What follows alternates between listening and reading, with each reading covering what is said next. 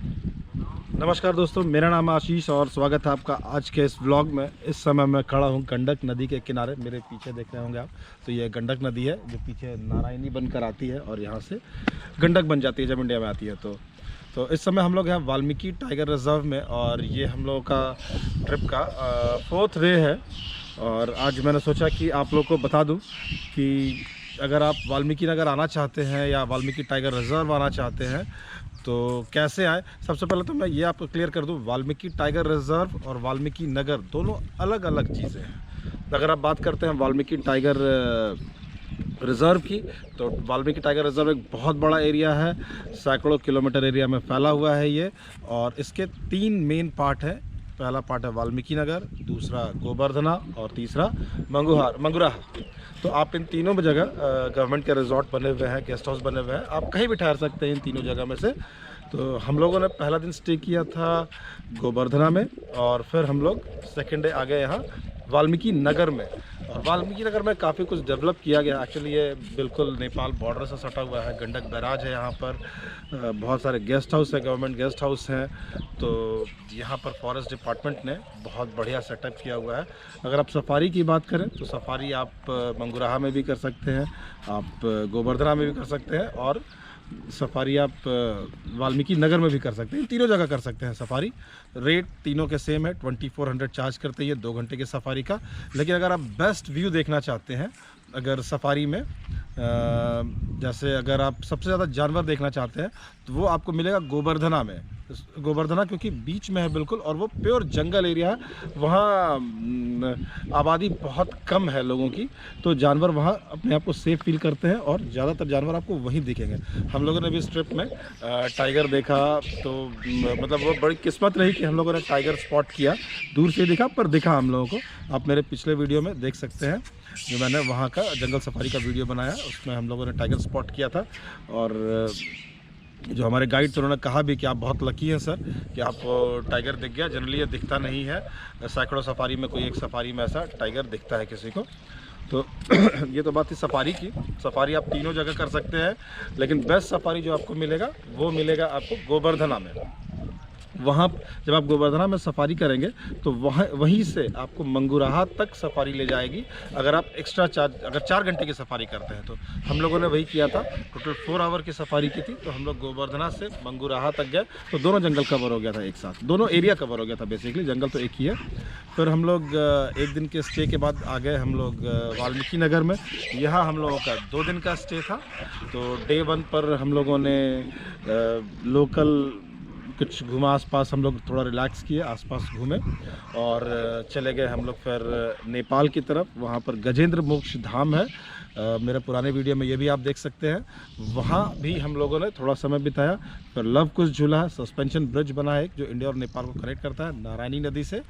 तो इस पर भी हम लोग थोड़ा वहाँ समय बिताए, तो वहाँ उसको देखे, उसको घूमे और फिर वापस वाल्मीकि नगर आए। यहाँ पर अपना डिनर कर हम लोगों ने रेस्ट किया उस दिन। नेक्स्ट डे मॉर्निंग में, यानी कि हमारे ट्रिप के 3rd डे पर हम लोगों ने फिर लोकल साइट सीइंग किया। यहाँ जितने टेम्पल्स है, बेसिकली 3 टेम्पल हैं यहाँ जो आप घूम सकते हैं।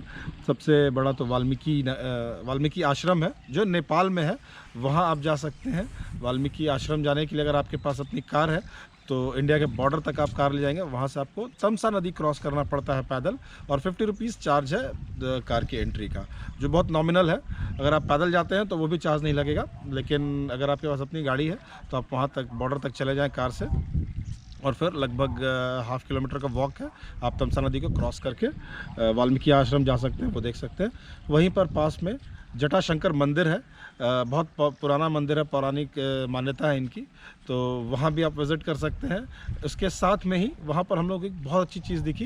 एक बैनियन ट्री था, बरगद का पेड़, 2000 साल पुराना बरगद का पेड़ था, वो हम लोगों ने देखा वहाँ पर। और फिर इसके बाद हम लोग वहाँ से चले गए नरदेवी मंदिर। नरदेवी मंदिर वहाँ से 2 किलोमीटर की दूरी पर है। तो नरदेवी मंदिर हम लोगों ने देखा और वापस हम लोग आ गए फिर अपने रिजॉर्ट में। और हम लोगों ने फिर डिनर किया और डिनर करके फिर हम लोग अपने रिजॉर्ट में ही थोड़ा एंजॉय किए। वहीं पर गार्डन था, हम लोग बैठकर आराम कर रहे थे। और फिर नेक्स्ट डे हम लोग यहाँ से चेकआउट कर गए। एक चीज़ और इसमें मैं मिस कर गया आप लोगों को बताना, कल यानी कि 3rd डे हम लोगों का जब था यहाँ पर वाल्मीकि नगर में, तो हम लोगों ने मॉर्निंग में बोटिंग किया और हमारे रिजॉर्ट के पास, और बोटिंग जहाँ पर होता है वहीं पर एक गोल घर है। गोल घर इन द सेंस कि एक थोड़ा वॉच टावर टाइप का है, आप उस पर जा चढ़कर ऊपर से व्यू देख सकते हैं। वहाँ पर एक टेलीस्कोप लगा है, तो टेलीस्कोप से आप नेपाल का सीन देख सकते हैं। यहाँ से रोड्स दिखता है, कोई बहुत ज़्यादा कुछ तो दिखता नहीं है, लेकिन उस टेलीस्कोप से आप गंडक बैराज और नेपाल सब देख सकते हैं। तो ये भी चीज़ हम लोगों ने कल किया था, और आज हम लोग का लास्ट डे है यहाँ पर। आज हम लोग यहाँ से चेकआउट करेंगे और वापस पटना चले जाएंगे। अब रही बात कि आप यहाँ पर कैसे आएँ, तो अगर आप वाल्मीकि नगर आना चाहते हैं तो इसके लिए 2 मेन आपके पास तरीके हैं आने के। एक तो अगर आप ट्रेन से आते हैं, पब्लिक ट्रांसपोर्ट से आते हैं, तो ट्रेन है, बगहा तक ट्रेन आती है। बगहा के बाद अप्रॉक्सीमेटली 35 to 40 किलोमीटर्स है वाल्मीकि नगर। आप वहाँ से ऑटो या फिर टैक्सी ले सकते हैं। बसेस भी चलती है, बस भी आप ले सकते हैं। तो ये था तरीका। अगर आप पब्लिक ट्रांसपोर्ट से आते हैं तो अपनी गाड़ी है तो आप पूरे बिहार में कहीं से भी आ सकते हैं। यहाँ पर नियरेस्ट एयरपोर्ट जो आपको मिलेगा यहाँ पर वो पटना का एयरपोर्ट मिलेगा। फिर पटना से आपको टैक्सी लेकर आनी पड़ेगी वाल्मीकि नगर। वाल्मीकि नगर आना हो, मंगुराहा आना हो या गोवर्धना, तीनों जगह आप जहाँ भी आए, वाल्मीकि नगर, मंगुराहा और गोवर्धना, इन तीनों का अगर बाई रोड डिस्टेंस अगर आप देखेंगे तो एक स्पॉट से दूसरे स्पॉट जाने में लगभग बाई रोड आपको 80 to 100 किलोमीटर ट्रैवल करना पड़ेगा। और क्योंकि ये एरिया थोड़ा सा गांव वाला एरिया है, कुछ रास्ते बहुत पतले हैं, तो 2.5 से 3 घंटे का समय लगेगा आपको गोवर्धना से वाल्मीकि नगर आने का और गोवर्धना से मंगुराहा जाने का। अगर आप वाल्मीकि नगर से डायरेक्ट मंगुराहा जाते हैं तो भी लगभग आपको 3.5 घंटे का समय लगेगा। बिहार में तो वैसे बहुत कुछ है घूमने के लिए, उसमें से एक ये भी डेस्टिनेशन है जिसको आप कंसिडर कर सकते हैं।